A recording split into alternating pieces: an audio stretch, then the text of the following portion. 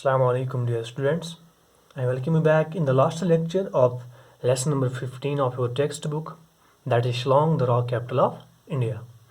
So in the previous lectures we dealt with Shillong's great passion in music. Okay, and let me remind you last point. We read that Shillong's musical scene is like a Mecca. Okay, so Mecca here is not the religious place where people go to perform Hajj. But here, Mecca means the focal point, the nucleus, a place where a lot of people are attracted. Okay, so such is a musical scene in Shillong. So today we are going to deal with the great next passion. Okay, the second passion of Shillong, and the writer Rana Ditya Barua mentions here that it is football. Okay, now when we talk about the football playgrounds in Shillong, we find that although Shillong is a place, a small town, okay, and it is cramped for space, there is not a lot of space for football fields, but on the other side we find that there are some of India's most beautiful playgrounds for football. Okay, and in these playgrounds people of all age groups take part in playing this game. Okay, so lastly we read that Khasis live in Shillong. Okay, which is a group of people, a sect or a society living in Shillong. Along from Khasis there are Garos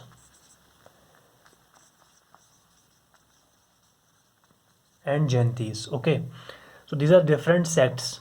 Okay, sects of people residing in Shillong. So what do we find here?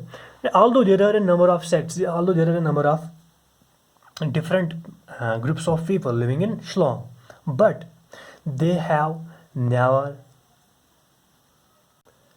fixed boundaries. Okay, they never create hurdles. It means that although they have cultural difference, but they live in complete peace, they live in complete harmony. Okay, so when we talk about the official language of Shillong, it is English, and along with English there are also a number of languages spoken in Shillong, that is Hindi is there, okay, Bengali is there, Assamese is there, and Nepali is there. So these are the spoken languages in the city of Shillong. Okay,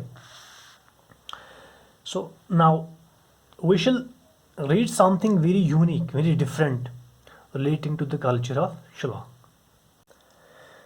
When we talk about this Khasi Society, okay, the Khasi Society has a matrilineal nature. What does that mean? It means that matrilineal is used to describe the relationship between mother and her children. Okay, it means that the head of family in Shillong is mother, not father. So it is a unique difference, number one. Number two, after wedding, remember that after wedding, it is not bride who goes to groom's home, but it's opposite. The groom after wedding moves to bride's house, and the bride, he has to assume the bride's family surname. Okay, तो बेटा यानी कि जो surname, जो cast किनकी होगी, bride की होगी, वही एक्सेप्ट करनी है ग्रूम को आफ्टर मैरिज. ओके, और एक बात है, the inheritance of property is handed over to the youngest daughter. याद रखिए, so the youngest daughter inherits the whole property. Are you getting me? And she stays in her mother's house.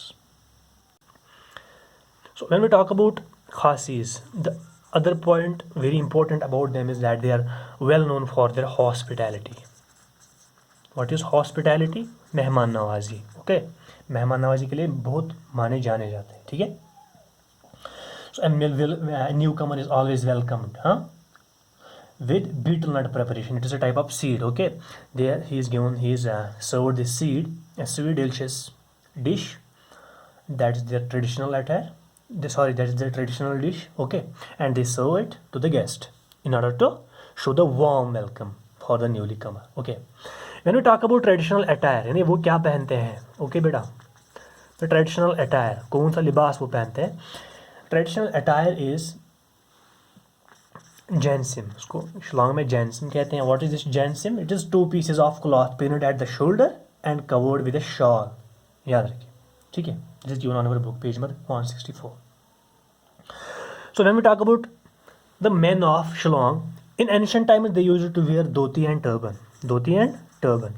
But now, after the effect of Western culture, now the men in Shillong, they wear shirts and trousers. So as in most parts of India, अब shirts and trousers पहने जाते हैं. Then the writer moves to Shillong's singing of songs. He tells that they sing songs, okay, by praising nature. They praise nature in their songs, and in order to sing these songs, in order to make them attractive, they use different musical instruments. Are you getting me? Like it is dutars, drums, and other traditional instruments. Okay.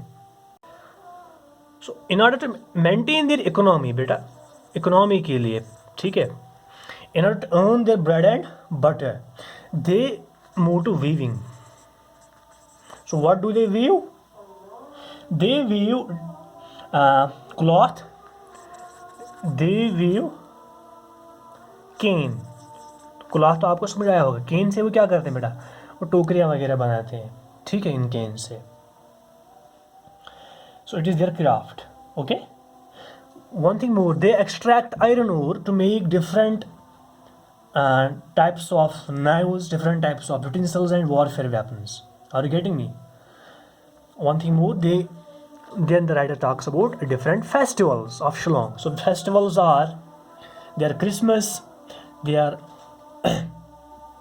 Nongrim dance, and something else here. I think it is pronounced as Kashid Suk Mensium. It's a Shillong name. ठीक है, Shillong में ऐसा ही नाम बोला जाता है. It is also a festival. Okay. So one thing more, the staple food. यानी बेटा अगर आप शिलोंग जाएंगे, वहाँ पे जो आपको रेस्टोरेंट्स में, ढाबों में खाना परोसा जाएगा, दिया जाएगा, वो क्या होगा? It will be rice. Okay. And it is served with meat or fish. Are you getting me? So this staple food is served, the rice is served with meat or fish. Now at the end of the lesson, the writer mentions that it is not only music and cultural diversity, cultural difference that make Shillong a must visit. तो ये must visit क्यों है? वहाँ हमें ज़रूर क्यों जाना चाहिए? There are certain reasons. एक तो music है, there is music, the diversity of music, the diversity of culture. Okay, but there is also pristine it is Umamium Lake. Okay, Umamium Lake, and it flows to Molnong. Okay, एक place का नाम है बेटा, ये lake है. कहाँ flow होता है? मोनलोंग तक. ठीक है. एक तो this lake, beautiful lake, it is a tourist resort. It attracts a number of thousands of tourists every year. Okay. One thing more, Asia's cleanest city is there. Asia's cleanest city is known as, it is Mawsynram. Okay. Mawsynram. ये भी वहाँ पाई जाती है. And I'm sorry. Actually, Asia's cleanest village is Molinong. Okay, Molinong कौन सी जगह बेटा? जहाँ से यूमेनियम लेक होके गुजरता है. कहाँ पहुँचता है ये? Molinong. Okay, now Molinong is Asia's cleanest village. तो फिर आगे बढ़ता है ये और एक प्लेस है वहाँ पे That place is known as the wettest place on earth. And what is that? The wettest place on earth, that too locates in Shillong, and the place is known as Mawsynram. Okay, so it is here, Mawsynram. May be pronunciation different भी हो सकती है, शिलोंग में ये नाम बोले जाते हैं, ठीक है बेटा. सो these are the different important details about Shillong. Okay, so and the writer concludes by saying that Shillong is surrounded by some of the most beautiful sights you will ever see. So these are not only the few mentioned places that are must visit, but there are also a number of places that makes Shillong a must visit place. Now let me remind you students, at the very beginning I told you that it is an essay. Are you getting me? तो बेटा जो ये lesson है, it is in the form of an essay. So an essay जिसमें information होगी, जैसे इसमें information है, the essay is known as expository essay. It is given on your book, expository essay. So expository essay is such an essay that gives us information. Are you getting me? जिसमें कोई information होगी. And such an essay not only contains just information, but it explains and describes a concept. Are you getting me? Like this. So और एक ऐसे होता है बेटा narrative essay, जिसमें हम कुछ narrate करते हैं, ठीक है, जिसमें कुछ narrate करते हैं. तो इंशाल्लाह there will be a full topic on types of essays इंशाल्लाह, ठीक है, वो different होगा, बस इस टाइम आप याद रखिए. तो इंशाल्लाह I will see you in the next lecture with a new lesson and a new lecture. Till then, take care and fi aman Allah.